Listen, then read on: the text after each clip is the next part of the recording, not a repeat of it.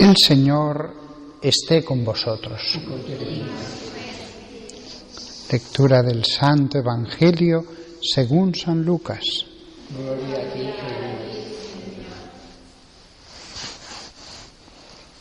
En aquel tiempo designó el Señor otros 72 y los mandó delante de él, de dos en dos, a todos los pueblos y lugares a donde pensaba ir él. Y les decía: la mies es abundante y los obreros pocos. Rogad, pues, al dueño de la mies que envíe obreros a su mies. Poneos en camino. Mirad que os envío como corderos en medio de lobos. No llevéis bolsa, ni alforja, ni sandalias, y no saludéis a nadie por el camino.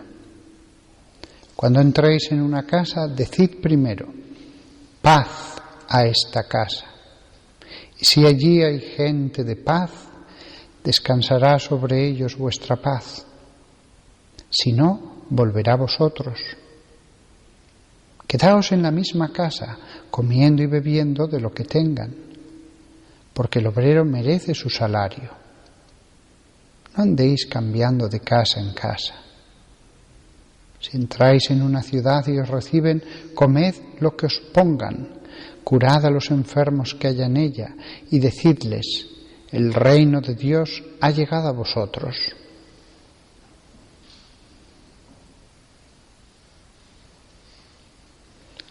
Palabra del Señor.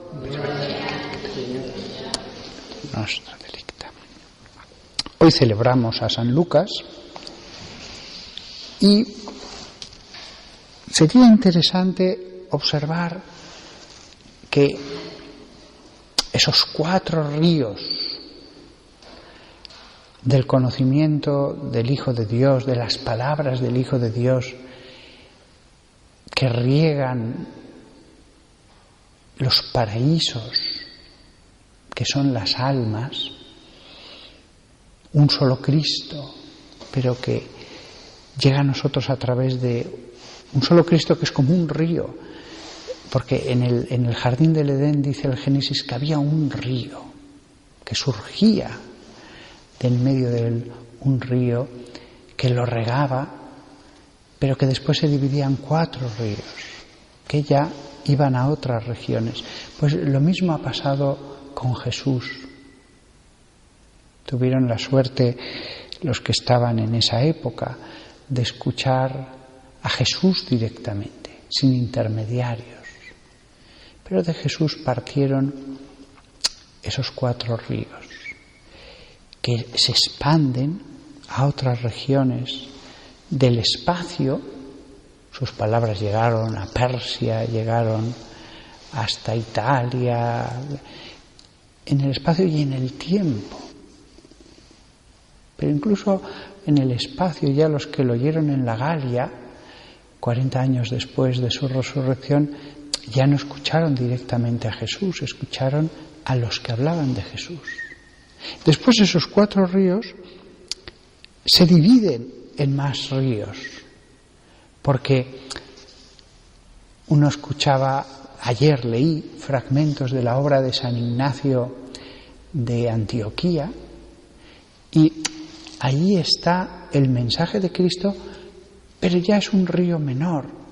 Otros escucharon a San Ignacio de Jerusalén en sus famosas catequesis que leí hace un par de semanas, partes, trozos. Otros escuchaban a San Ambrosio, o incluso también leí en un viaje que hice hace poco el pastor de Hermas, pues su autor ya es otro río pequeño, que parte de esos ríos, de esos 4 grandes ríos, pero que ya son ríos menores, que a su vez dan lugar a otros ríos menores, que a su vez, como a veces pasa, otros afluentes vuelven a formar un río más grande. Todo el sistema de ríos que podemos ver en una nación, de algún modo, está desde Cristo a todos los que después han dado esa agua a otros. Otros no dan agua, simplemente beben. Pero hay otros que reciben un agua y la vuelven a dar. Hay ríos que se alimentan de la lluvia. Por ejemplo, el Amazonas. Y entonces, es cierto que mucho más adelante puede aparecer un río muy impresionante, aunque esté más lejos. También es cierto que esa ramificación de los ríos podemos verla no de un modo espacial, sino temporal, de los ríos más grandes a los más pequeños. En cualquier caso, no importa el beber de ríos más pequeños, porque podemos ir siempre, estemos donde estemos, a uno de los 4 ríos que son los evangelios. Eso no se puede hacer con los ríos materiales, pero sí con el río de las palabras de Jesús, del agua vivificadora de Jesús. No debemos despreciar los ríos menores o incluso los ríos todavía más pequeños que salen de los menores. ¿Cuántas personas se han convertido, se han llenado del entusiasmo del Evangelio en uno de esos arroyos? Qué entusiasmo me produjo en el seminario leer a Santa Teresa de Jesús, cuya fiesta celebrábamos hace poco. Qué entusiasmo me produjo leer después a un arroyo que procede del arroyo de Santa Teresa de Jesús, que fue Santa Teresa de Lisieux, Historia de un alma. Y podríamos seguir así. Ha habido momentos de mi vida en que leer a un santo ha tenido mucho más efecto en mi alma que leer los evangelios. Leía los evangelios, me quedaba más frío, notaba menos acción en mi alma que un determinado santo. Así que este sistema de los ríos, no pensemos que es siempre a peor. No, es la misma agua que procede de los 4 ríos. Y siempre podemos ir a esos 4 ríos. Pero incluso después, estando a la vera de esos 4 ríos, he dicho antes que el que le escuchaba en la Galia en el año 60 después de Cristo, pues estaba escuchando el Evangelio, por ejemplo, pues de San Lucas. Es verdad, pero en la oración personal, en la comunión también, podemos ir directamente a ese río único que es Cristo. Antes decía que el Génesis afirma que había un río que surgía en medio del jardín del Edén y que regaba el paraíso.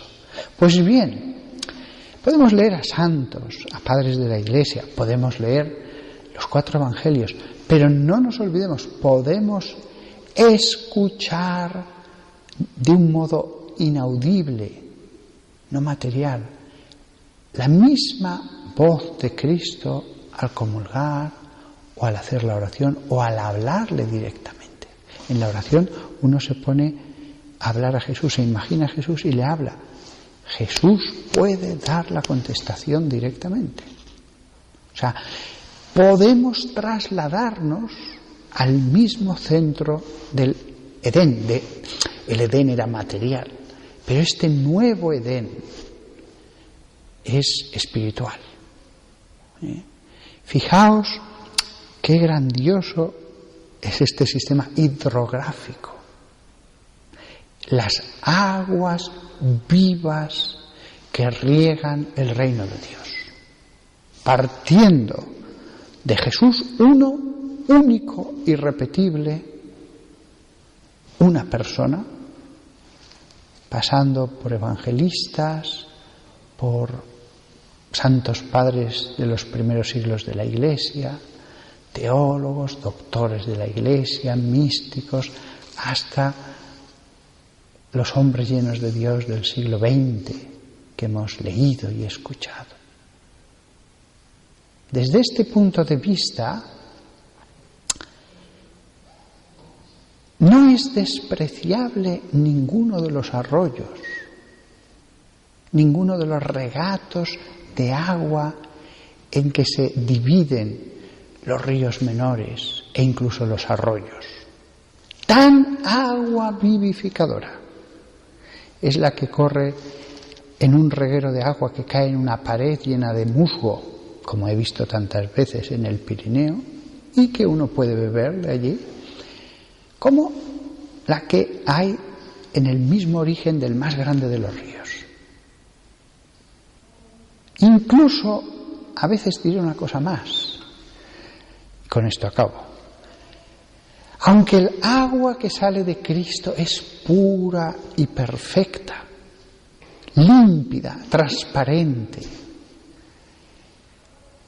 sin embargo, a veces beber de un pequeño regato de agua que cae por una pared de pizarra tiene la ventaja de que esa agua ha tomado los minerales de las rocas por donde ha pasado.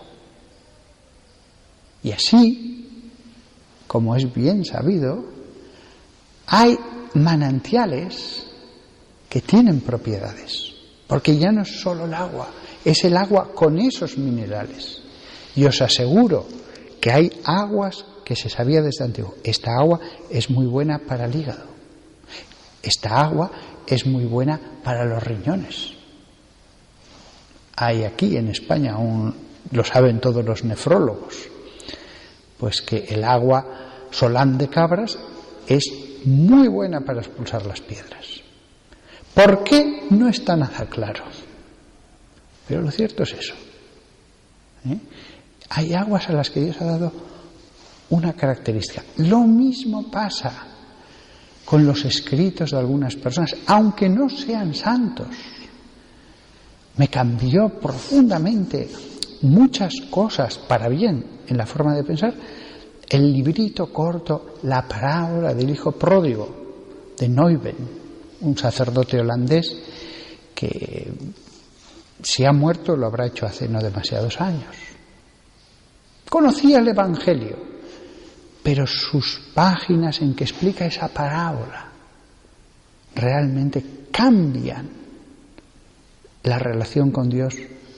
A mí lo hizo y a mucha gente, para bien.